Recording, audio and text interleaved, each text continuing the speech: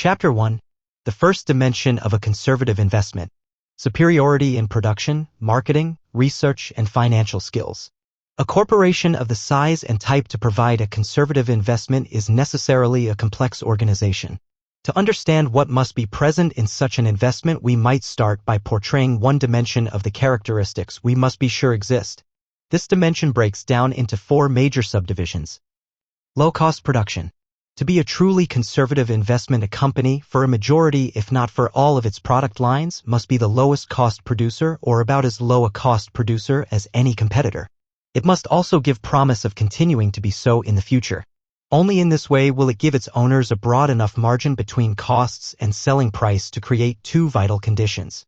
One is sufficient leeway below the break-even point of most competition. When a bad year hits the industry, prices are unlikely to stay for long under this break-even point.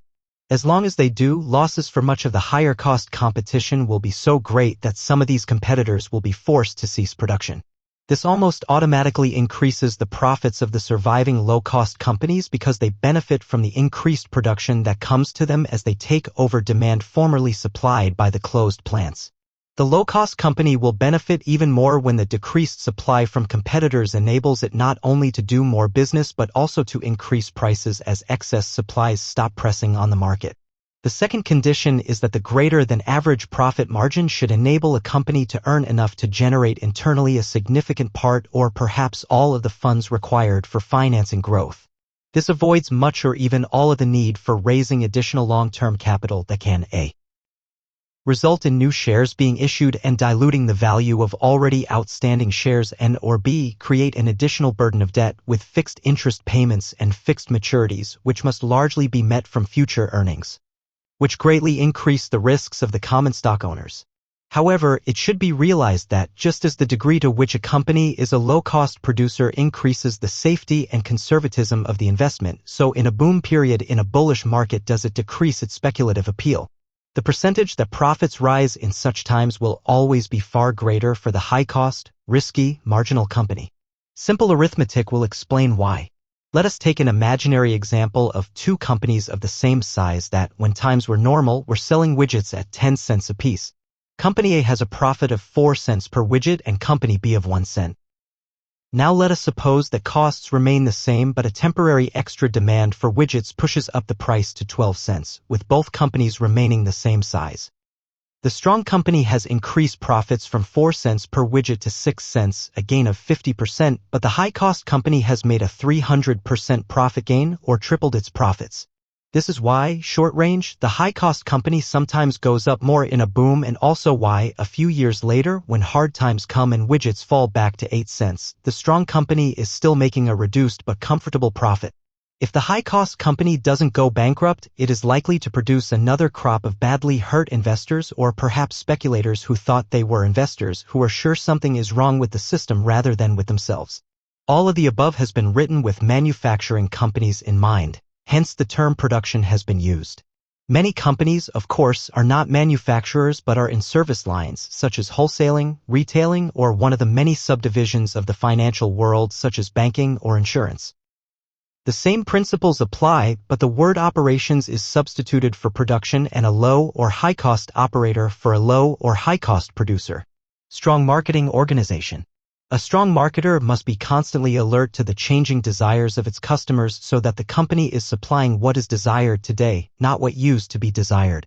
At the turn of the century, for example, there was something wrong with the marketing efforts of a leading manufacturer of horse-drawn buggies if it persisted in trying to compete by making finer and finer buggies rather than turning to automobiles or going out of business altogether. To bring our example up to date, perhaps well before the Arab oil embargo made every home in America aware that large automobiles were big gas guzzlers, there was something wrong with the segment of the automobile industry that failed to recognize the ever-increasing popularity of small imported compacts as a sign that public demand was swinging toward a product that cost less, was cheaper to operate, and was easier to park than the larger, flashier models that for so many years had been favorites. But recognizing changes in public taste and then reacting promptly to these changes is not enough. As has been said before, in the business world, customers simply do not beat a path to the door of the man with the better mousetrap.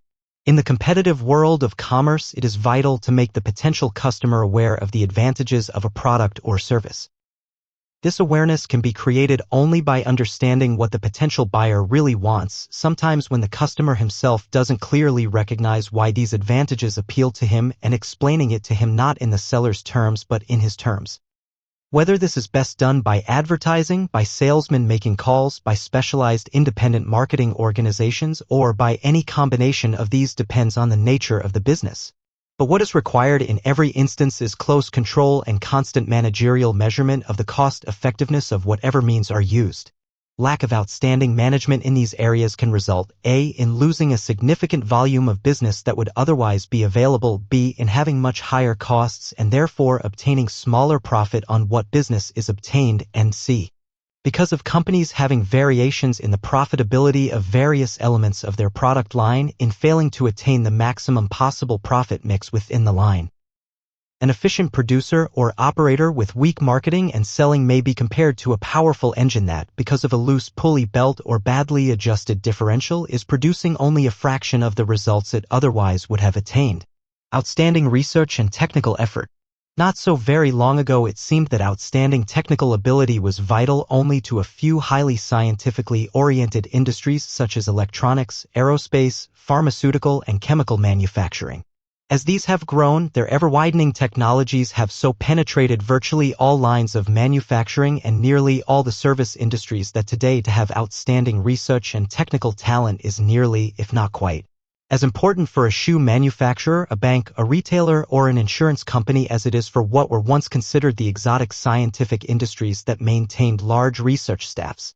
Technological efforts are now channeled in two directions. To produce new and better products. In this connection, research scientists may, of course, do somewhat more for a chemical company than for a grocery chain, and to perform services in a better way or at a lower cost than in the past. With regard to the latter objective, outstanding technical talent can be equally valuable for either group. Actually, in some of the service businesses, technological groups are opening up new product lines as well as paving the way for performing old services better. Banks are an example. Low-cost electronic input devices and mini-computers are enabling them to offer accounting and bookkeeping services to customers, thus creating a new product line for these institutions. In research and technology, there is as much variation between the efficiency of one company and another as there is in marketing. In new product development, the complexity of the task almost guarantees this. Important as it is, the degree of technical competence or ingenuity of one company's research staff as compared to that of another is only one of the factors affecting the benefits that the company derives from its research efforts.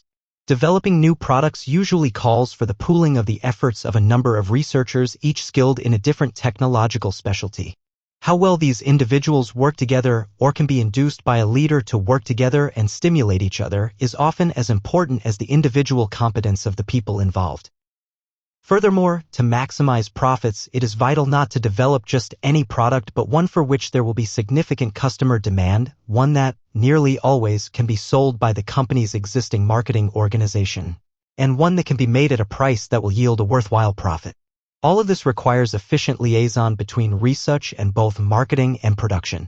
The best corporate research team in the world can become nothing but a liability if it develops only products that cannot be readily sold.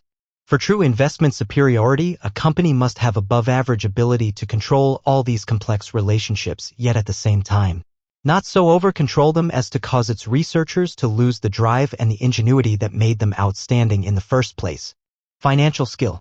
Again and again in this discussion of production, marketing, and research, the terms profit and profit margin have been used. In a large company with a diverse product line, it is not a simple matter to be sure of the cost of each product in relation to the rest, as most costs other than materials and direct labor are spread over a number of such products, maybe over all of them. Companies with above-average financial talent have several significant advantages.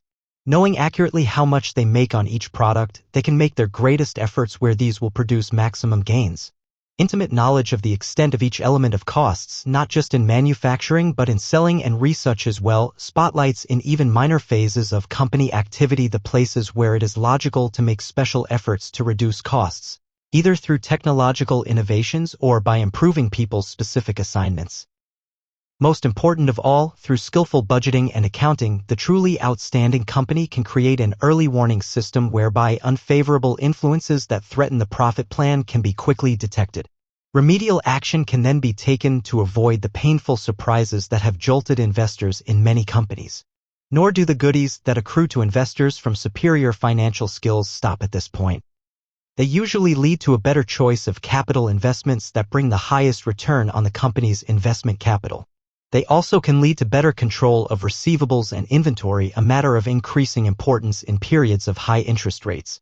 To summarize, the company that qualifies well in this first dimension of a conservative investment is a very low-cost producer or operator in its field, has outstanding marketing and financial ability, and a demonstrated above-average skill on the complex managerial problem of attaining worthwhile results from its research or technological organization.